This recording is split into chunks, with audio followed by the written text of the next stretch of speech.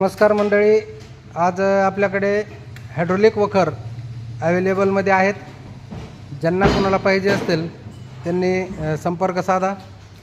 त्याचबरोबर petrol, diesel आणि त्याचबरोबर डिझेलसाठी सीटवाला आसना साईट म्हणजे बसून चालणारासुद्धा पॉवर वखर हायड्रोलिक वखर आहे आणि खूप भरपूर प्रमाणामध्ये स्टॉक उपलब्ध आहे.